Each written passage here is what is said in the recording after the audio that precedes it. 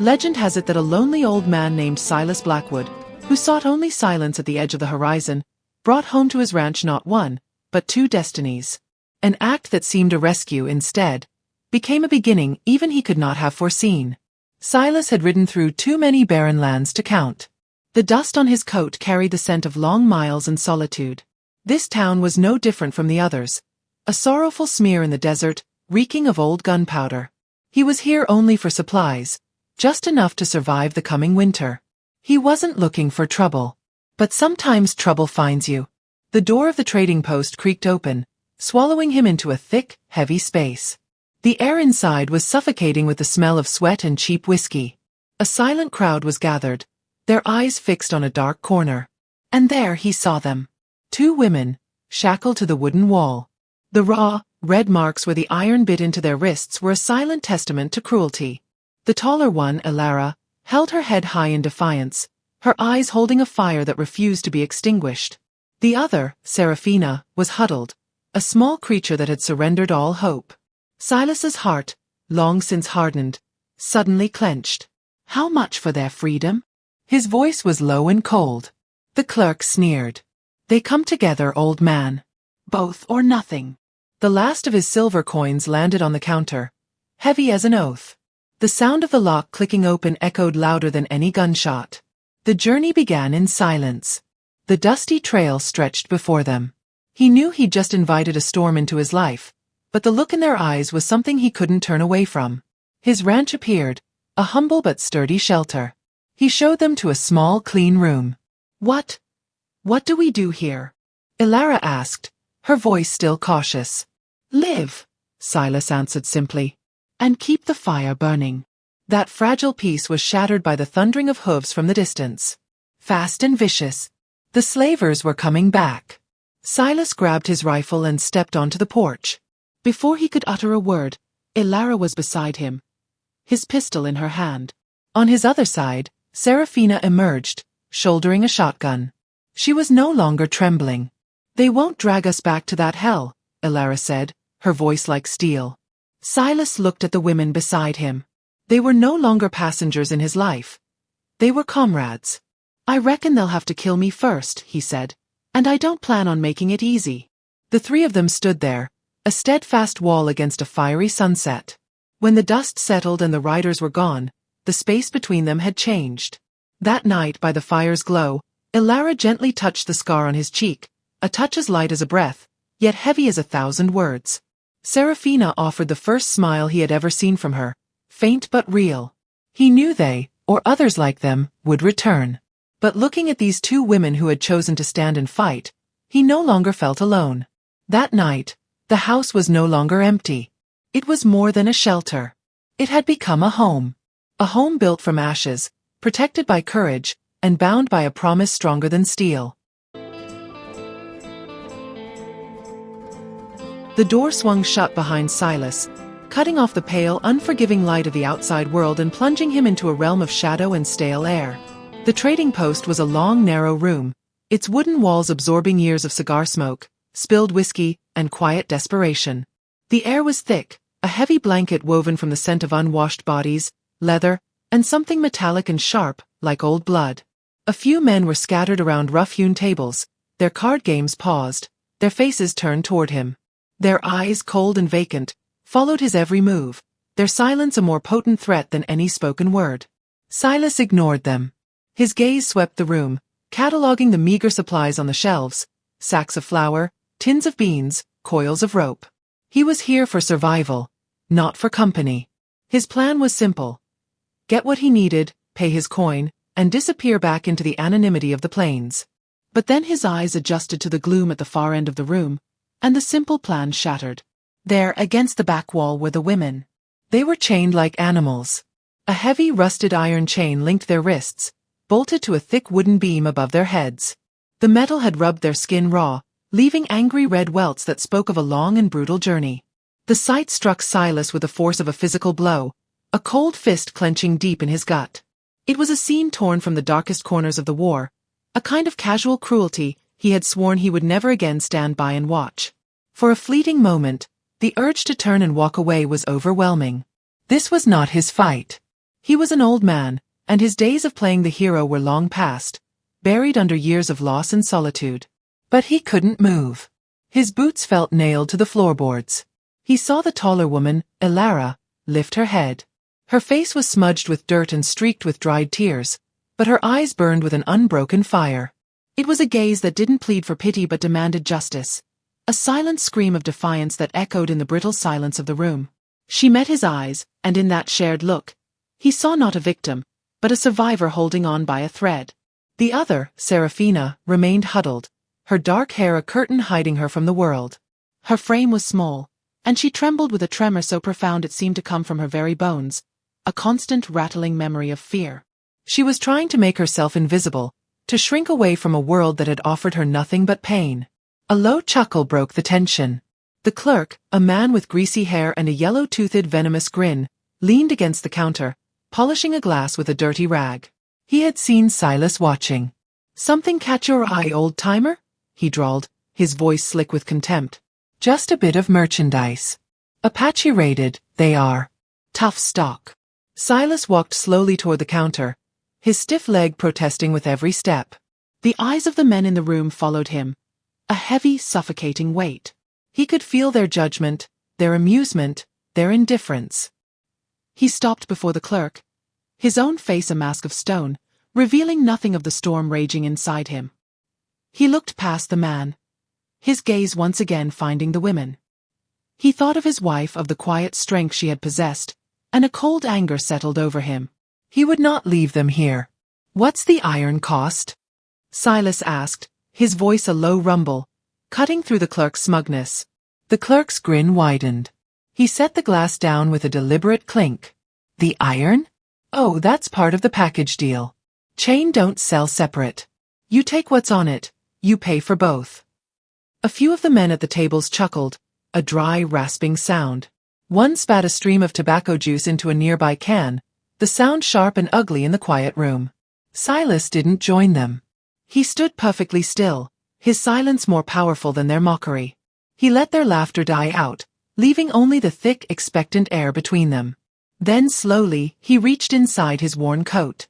His fingers brushed against the scar on his ribs, another relic from the war, before finding the roll of bills tucked away. It was everything he had, his entire winter, the money meant for flour, salt, and the small comfort of coffee. He pulled it out and began to peel the bills away, one by one, laying them on the counter. Each note landed with a soft, final thud. The room had gone completely silent now. Every eye was on him, on the money, on the choice being made. It was enough to choke any argument. "Write it up," Silas said, his voice clean and sharp. "A bill of sale." The clerk's grin finally faltered, replaced by a flicker of surprise, then pure greed. Ink scratched across paper as he hastily drew up the document. Silas took the slip, folded it once without reading it, and tucked it away. He didn't look at the other men, who were now staring at him with a mixture of disbelief and a newfound grudging respect. He looked only at the chain. He walked to the wall and found the heavy iron key hanging from a nail by the stove. He turned it in the lock, and with a loud grating click, the cuff sprang open. He eased the metal away from their wrists, careful not to cause any more pain. Elara stood, her legs unsteady, but her eyes never left his, searching his face for the trick, the hidden price. Seraphina remained on the floor, her body still shaking, her eyes wide with a terror that hadn't yet understood freedom. Silas gestured to the door with a slight nod. "Let's go," he said, his voice softer now. No one spoke as they walked out, though Elias felt their stares burning his back all the way to the door. He lifted the heavy chain from the wall, looped it twice so it wouldn't drag, and laid it in the back of his wagon. He helped Seraphina up, her small frame feeling as fragile as a bird's. Elara climbed in on her own, her chin held high. As the team started moving, pulling the wagon out of the wretched town, Elias kept his eyes on the road. His hands were steady on the reins, but his head was loud with thoughts he didn't want. He told himself he had bought trouble he didn't need, that he should have let someone else play hero. But he knew better. The hollowed-out mix of fight and fear he had seen in their eyes would have stayed with him, a ghost more haunting than any he had faced on the battlefield. He had just changed everything, and he wondered, as the town disappeared behind them, if he had done so for them, or for himself. The The wagon wheels groaned as they turned, carving a new path away from the squalor of the town. Behind them, the trading post shrank into a dusty speck, taking with it the echoes of crude laughter and the stench of decay. The silence that fell inside the wagon was a heavy, suffocating thing, filled with the unspoken histories of 3 broken lives. Silas kept his eyes fixed on the horizon, his large scarred hands holding the reins with a practiced stillness that betrayed none of the turmoil within him. He had just spent his last reserves, the carefully saved coin meant for flour and salt, on an impulse born of a memory, the flash of defiance in one woman's eyes, the ghost of his own wife's spirit. He told himself it was madness. An old man, dragging 2 strangers into the solitude he had spent years building like a fortress. The sun began its slow descent, bleeding fiery oranges and deep purples across the vast, empty sky.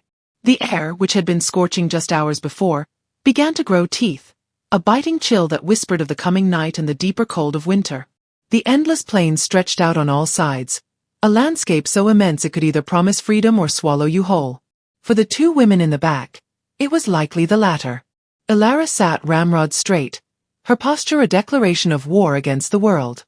She did not look at Silas, but he could feel her gaze on him from the periphery. Sharp, analytical, measuring him. He was not her jailer, not anymore. But what was he? Another man with a price? Another master with a different set of rules? Her hands were clenched in the rough fabric of her tattered dress, the knuckles white. She was a coiled spring, ready to snap at the first sign of threat. Beside her, Seraphina was a study in collapse. She had pulled a coarse wool blanket, one Silas had tossed into the back without a word, tightly around her shoulders.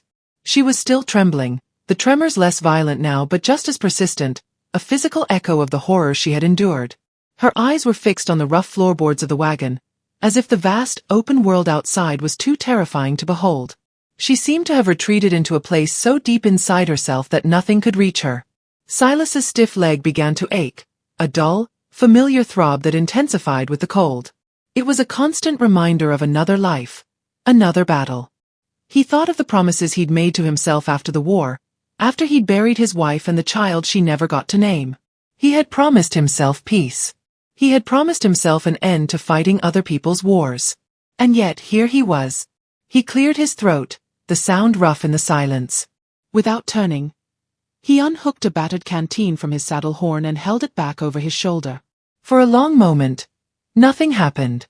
Then, he felt a slight weight as Elara's hand, surprisingly steady, took it from him. He heard the faint sound of her drinking, then a soft, hesitant murmur as she offered it to Seraphina.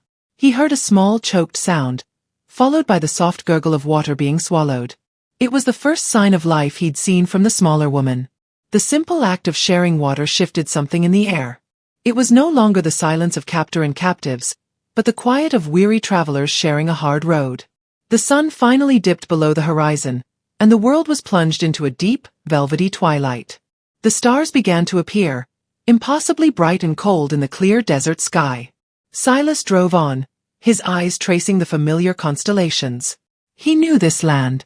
Every rock, every twisted juniper tree, was a landmark in his self-imposed exile. He had learned its language of silence, had come to find a strange comfort in its desolation. Now that silence was shared. The weight of 2 other souls in his wagon felt both like a crushing burden and, strangely, a kind of anchor. He had not felt anchored to anything in years. He could see the faint outline of his homestead now, a low, dark shape against the rising hills. It wasn't much, a small, sturdy cabin he'd built with his own hands, a leaning barn, and a few corrals. It was a place meant for one man to live out his days, a place where memories could fade without the interruption of new ones. The horses, sensing home, picked up their pace. As the wagon rolled into the yard, the sound of the wheels crunching on the frosty ground was the only sound in the world.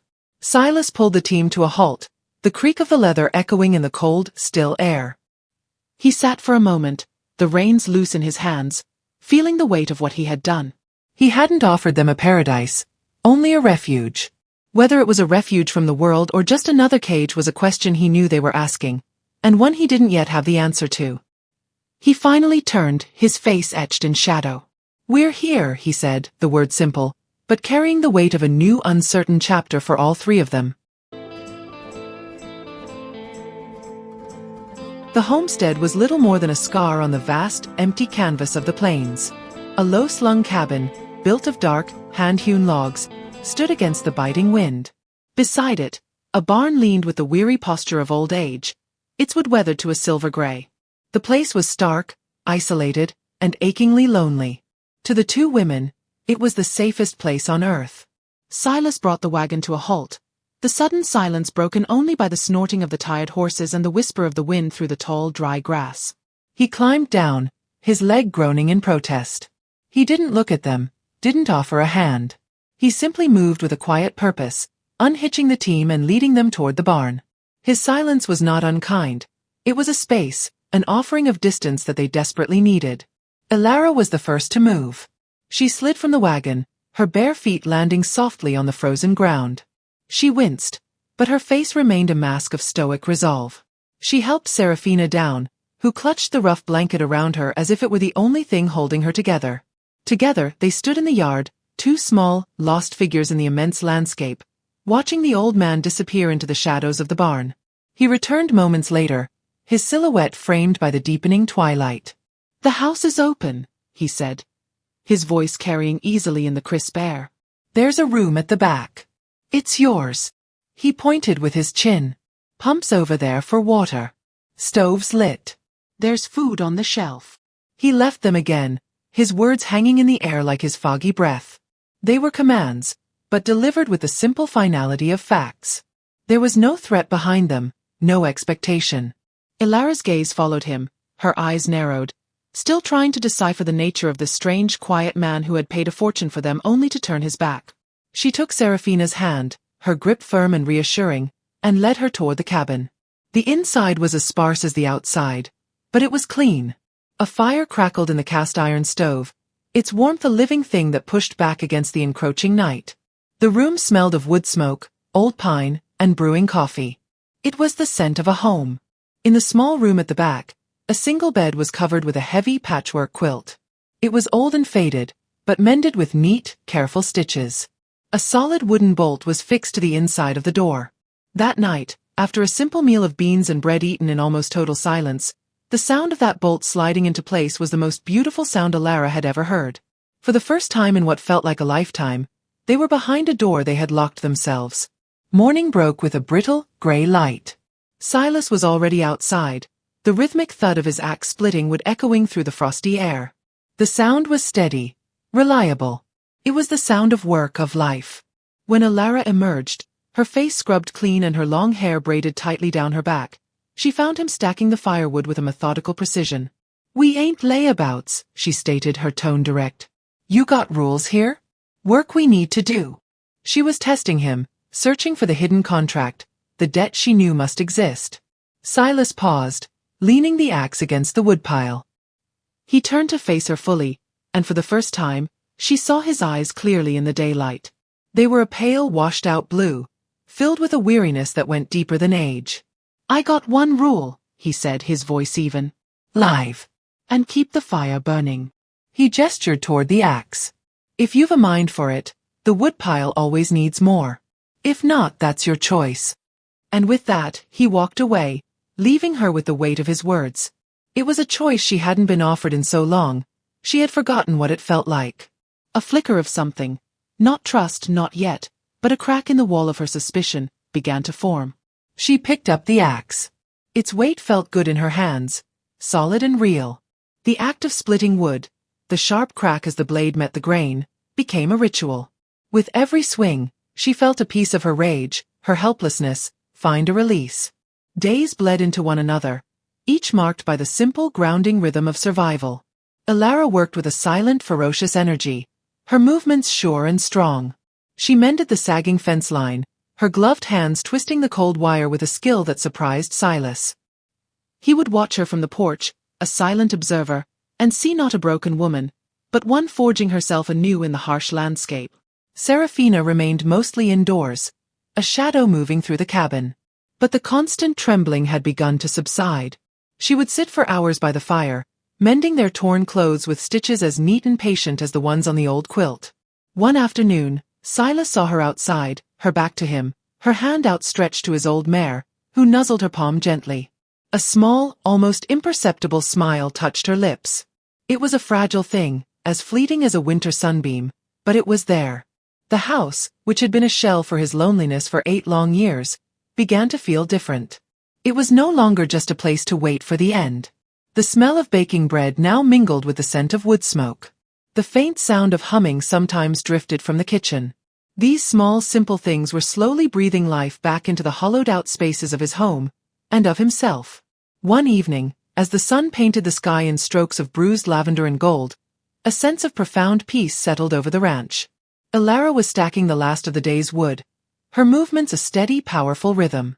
Seraphina was inside, the warm glow of the lamps spilling from the windows. The smell of stew filled the air. Silas stood by the corral, watching the horses, and for the first time in a very long time, he felt something akin to contentment.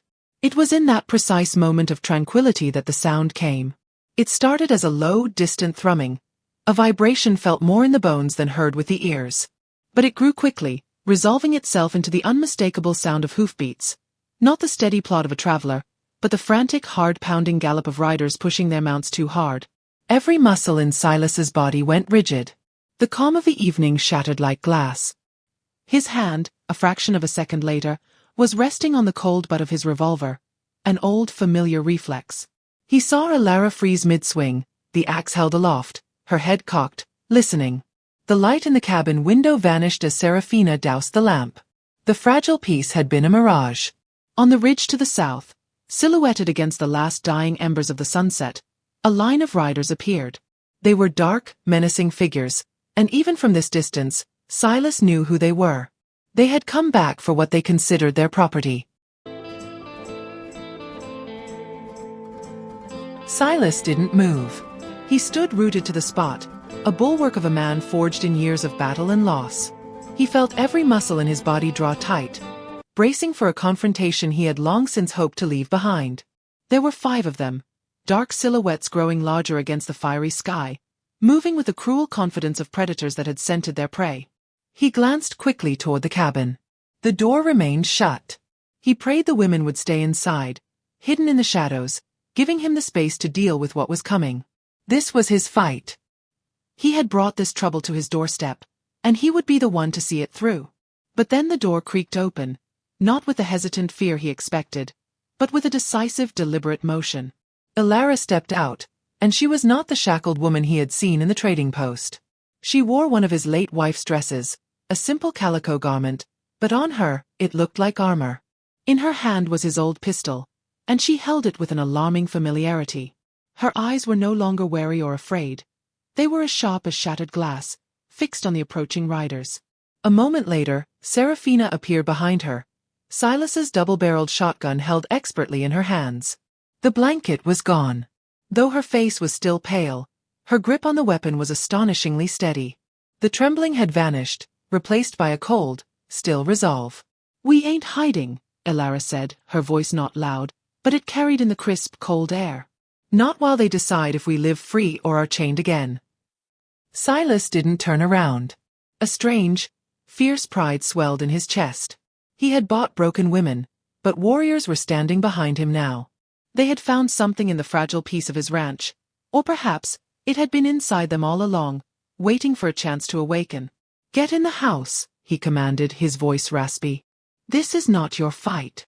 "You made it our fight," Seraphina replied, her voice, for the first time, no longer a whisper but a clear, ringing statement. "When you paid for us, you chose a side. Now so do we." There was no more time for argument.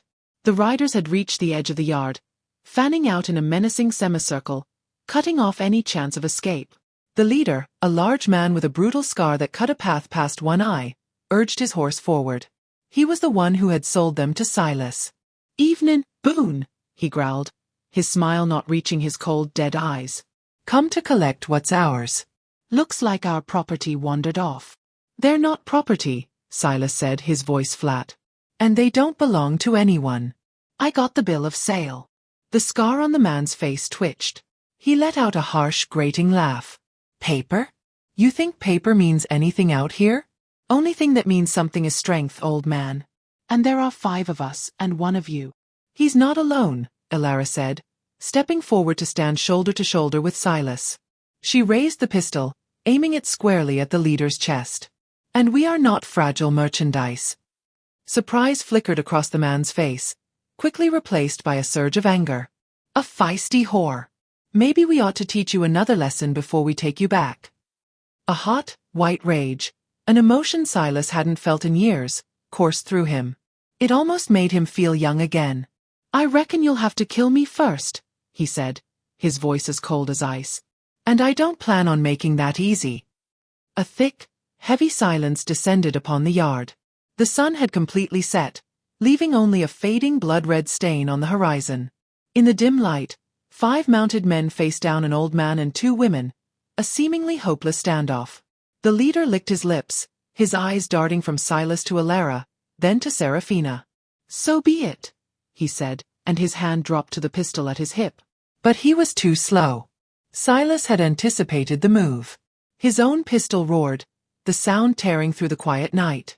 The leader cried out and pitched from his saddle, a dark blossom spreading across his shoulder. In the same instant, Seraphina's shotgun thundered, its buckshot tearing into the nearest rider, sending both him and his horse down in a tangled heap. Chaos erupted. The remaining men drew their weapons, firing wildly. Bullets whizzed through the air, thudding into the log walls of the cabin. Silas and Elara returned fire, moving with an unspoken, deadly coordination. He fired, she moved, reloading behind the cover of a rain barrel, and then she fired while he found new cover. In a brief lull, Silas glanced at Seraphina. She stood her ground, her face unreadable, calmly reloading the shotgun. She was no longer the trembling shadow he had rescued. She was a rock, an immovable part of the fortress they had built. The gunfight was short and brutal. The riders' advantage in numbers was nullified by the trio's preparation and raw determination. 2 more men fell before the last one, his face a mask of terror, realized their mistake. He wheeled his horse around and fled into the darkness, leaving his fallen comrades in a sudden ringing silence behind. The last gunshot faded, leaving only a high-pitched hum in Silas's ears. The acrid smell of gunpowder hung heavy in the air.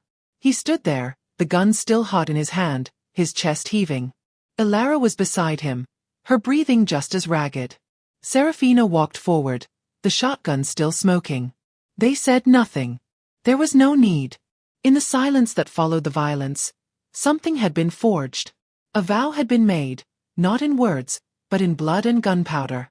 Silas looked from Elara to Seraphina. He saw in their eyes not gratitude, but respect. An equality. He slowly lowered his gun. He knew from this night forward, nothing would be the same. He had tried to run from the world, but the world had found him. And in the process, he had found something he thought was lost to him forever. A reason to fight. "Let's go inside," he said, his voice hoarse. "It's going to be a long night." They walked into the cabin together, the 3 of them, leaving the darkness and the fallen men behind. Inside, the fire in the hearth still burned, its light dancing on the walls, illuminating 3 figures standing together. No longer strangers, but a family forged in the crucible of battle. They had chosen to stay, and in that choice, they had found a home. When the last echo of the fleeing horses faded into the vast, indifferent plains, a new kind of silence descended upon the yard. It was heavier than the one that had preceded it, weighted with the finality of what they had just done. The air, sharp and cold, was thick with the acrid tang of gunpowder, a scent that clung to their clothes and hair, a perfume of survival. For a long moment, the 3 of them stood frozen in a tableau of defiance, the last of the sunset's glow casting their long shadows across the frost-covered ground. Silas was the first to break the stillness. The training of a soldier, long dormant, took over. There was grim work to be done, and it had to be done before the ground froze solid. He didn't need to give an order.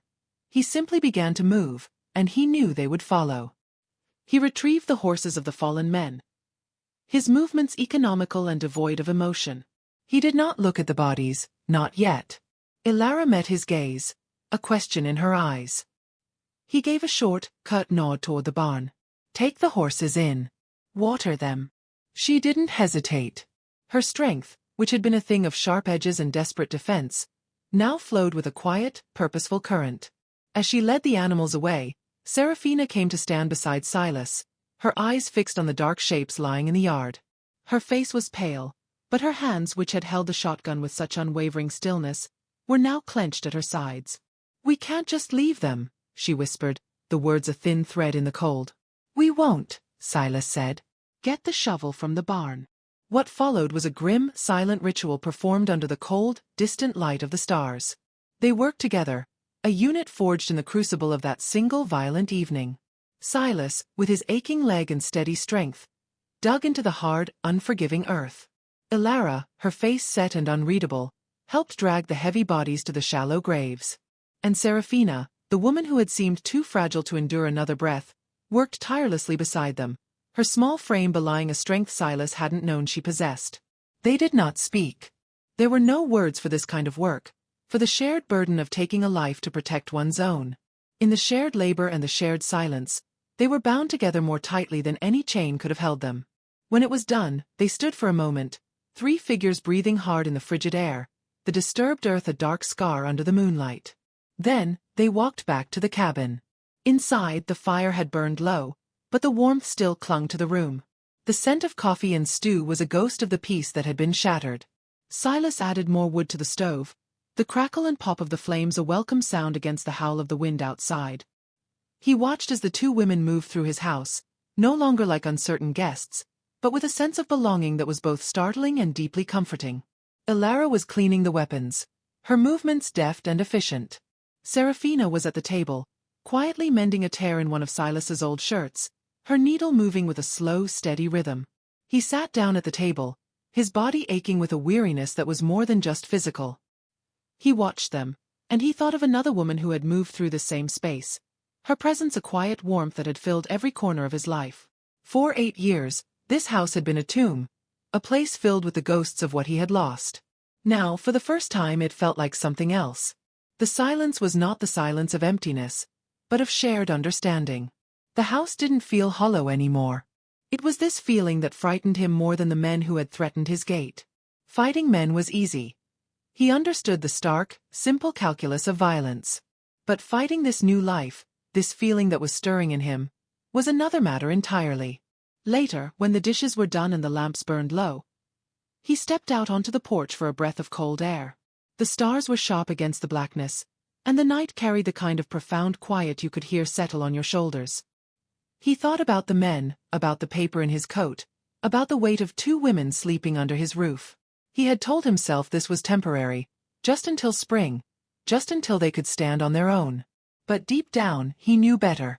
The choice he had made at that counter in Copper Bend was the kind that binds a man, whether he speaks it or not.